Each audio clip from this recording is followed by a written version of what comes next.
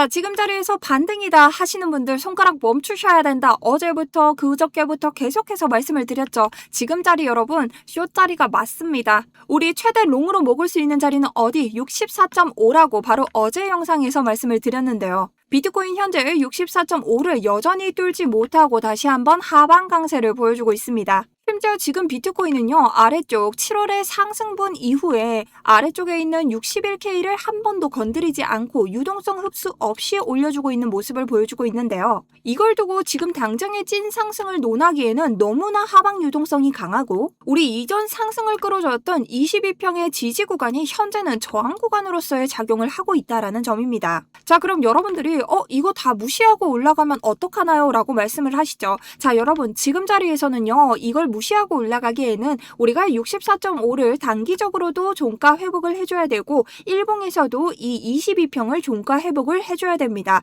자, 그럼 여러분 입장에서 이 저항 구간을 앞두고 우리가 들어가는 건 뭐가 될까요? 매매가 아니라 도박이 되겠죠. 여러분 오늘 수익을 낼 수 있는 방법은 하나밖에 없습니다.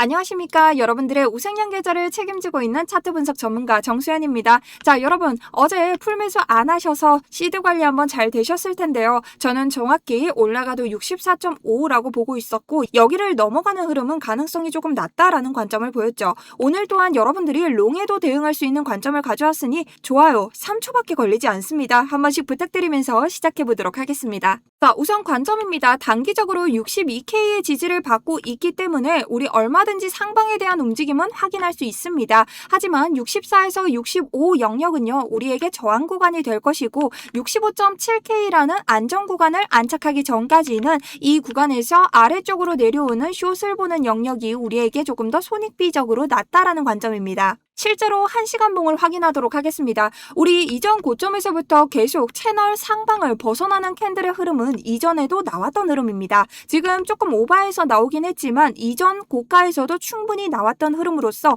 RSI를 내려주면서 하락 다이버전스, 결론적으로는 매도가 나왔던 상황을 보여주고 있죠. 저는 지금도 이 구간이 조금 더 고점으로 올라왔을 뿐 반복되고 있다라고 생각을 하고 있습니다. 그래서 실제로 우리가 이전 구간에서는 부계정으로 들어갔던 홀딩 숏은 129%의 수익을 낼 수 있었고 현재 자리의 롱 구간 또한 굉장히 보수적으로 보면서 여러분들께 두 개의 목표가를 알려드리면서 여러분들과 함께 수익을 가져갔습니다. 그리고 어제자 유튜브에서도 저는 64.5 부근에 강력한 숏 청산 물량이 있다. 우리가 지금은 고점으로 올라갔을 때 다시 내려오는 이 오름숏의 관점이 조금 우세하고 현재의 목표가 가지고 있는 롱이 있다면 우리가 64.5에서는 익절이 한번 나오는 것이 좋을 것 같다라고 설명을 드렸죠. 자, 지금도 여러분들에게 이러한 롱 타점과 같이 숏 타점에 대해서 실시간으로 계속 정보를 전달드리고 있습니다. 제 매매 일지는 누구든 자유롭게 이용이 가능하고요. 들어오셔서 보시는 분들은 실시간 대응에 굉장히 큰 도움이 되실 수 있으니 아래쪽 링크 참고해 주시면 되고요. 누구나 들어오실 수 있는 대신 구독과 좋아요는 여러분 필수적으로 눌러주셔야 됩니다.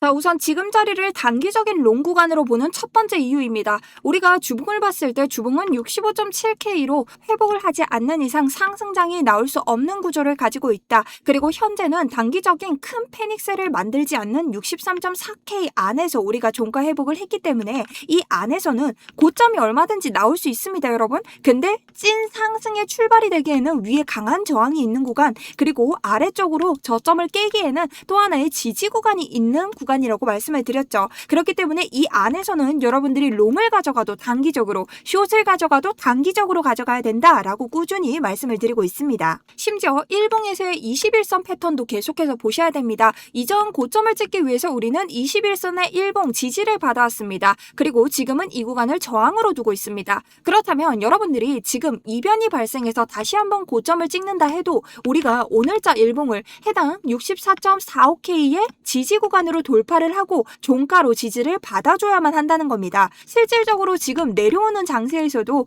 크게 롱이 한번 나올 수 있었던 건 해당 구간에서의 22평을 지지로 밟았을 때만 나왔습니다. 그렇다면 지금 자리에서는 뭐다? 올라가더라도 이 자리를 종가로 회복하고 올라가는지를 봐야만이 추가적인 이변의 단기 롱이 나올 수 있다라는 관점이 나올 수 있죠. 자, 그렇기 때문에 저는 그 기준에 맞춰서 이미 롱을 익절했고요. 해당 구간보다 조금 더 추가적으로 나온다면 단기 롱을 볼 수는 있겠으나 현재 스위칭 숏을 보고 있는 상황입니다. 기준에 맞게 매매를 하고 있고 해당 관점에 대해서는 계속해서 텔레그램 브리핑 실시간으로 드리고 있으니 참고하시면 좋을 것 같습니다. 자, 그리고 여러분 참고를 하셔야 되는 게 일봉을 보셨을 때 이전 음봉에 대한 되돌림의 양봉은 언제든 나왔습니다. 자, 그렇다면 이전 양봉으로 봤을 때 우리 지금 구간을 보면요.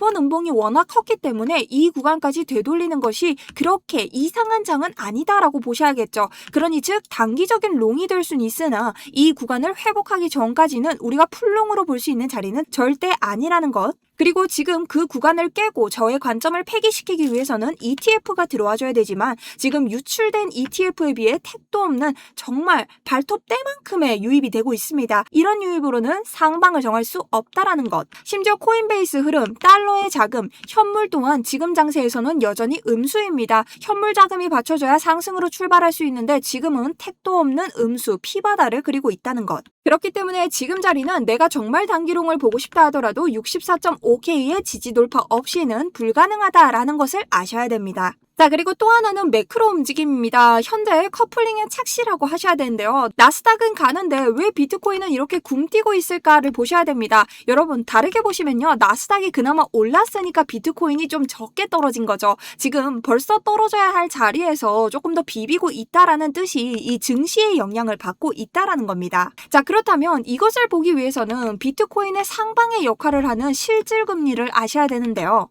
자, 실질금리가 뭘까요? 여러분, 실질금리는 위험자산의 벽입니다. 자, 실질금리 자체가요, 명목금리에서 물가 상승률을 뺀 건데요. 이것이 왜 위험자산의 벽인가? 물가가 잡히면서 실질금리가 올라가면 굳이 코인 같은 위험자산에 들어오지 않아도 국채나 은행 같은 예금만으로도 실질 수익이 나기 때문입니다. 그렇다면 우리가 지금 실질금리가 굉장히 높죠. 그럼 사람들 입장에서는 유가가 하락하고 나스닥이 오르고는 있으나 실질적인 금리가 이렇게 높으니 우리가 굳이 코인에 들어와서 도박을 해야 될 이유는 없다라는 겁니다. 그렇기 때문에 우리는 계속해서 이런 경제적인 지표들에 조금 더 집중을 해야 됩니다. 자, 그렇다면 어제적 고용 지표는 어떻게 나왔을까요? 졸트와 ISM 지표가 여러분 상대되게 나왔습니다. 자, 이번 주 지금 자리처럼 시장을 헷갈리게 만드는 두 지표의 디테일한 차이입니다. 쉽게 설명드릴게요. 졸트는 6월 구인 이직 보고서입니다. 호재로 작용을 했는데요. 구인 건수가 17.8만 건수 감소했습니다. 시장보다 예상치를 하회했다라는 거죠.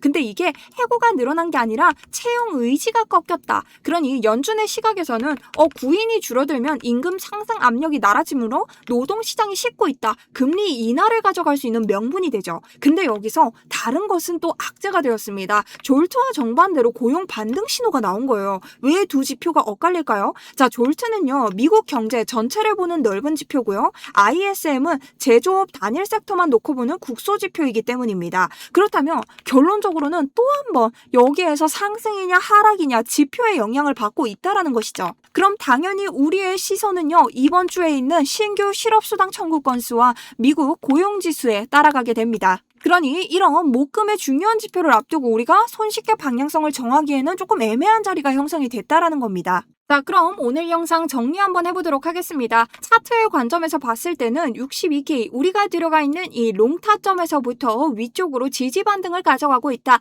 하지만 64랑 65K는 여전히 우리에게 강력한 저항 존재가 된다. 핵심 기준점으로는 우리가 주봉에서 봤던 65.7K를 넘어줘야만 하는데 이것을 주봉 종가 회복으로 하여야 강한 상승장의 출발이 될 수 있기 때문에 주봉을 집중해야 되고 우리가 이전에 일봉에서의 21선까지 통과를 해줘야 된다. 그래서 지금 자리는 한 가지 방향을 정하기보다는 단기적으로 먹고 빠져야 되는 장세가 맞으며 숏이든 롱이든 계속해서 풀로 홀딩하기보다는 단기적으로 내가 먹을 수 있는 고점과 저점에서 계속해서 보수적으로 대응하는 것이 가장 좋은 장이다. 그리고 한 가지 방향성을 가져오기에는 ETF 수급이 너무나 작고 프리미엄도 음수기 때문에 현금의 유동성이 돌지 않고 있다. 그렇다면 오늘의 매매 전략은 어떻게 될까? 64.5를 돌파한다면 단기적인 롱을 볼 수는 있으나 이전 고점 사람들이 보여주는 청산 물량 부근에서 계속해서 분익을 하면서 홀딩을 하셔야 되고 이것이 찐반으로 가는 자리가 아니기 때문에 단기적인 전략인 점, 내가 계속해서 분익을 하면서 이 롱을 언제든 본전로스로 잃을 수 있다는 점까지 알고 계셔야 된다.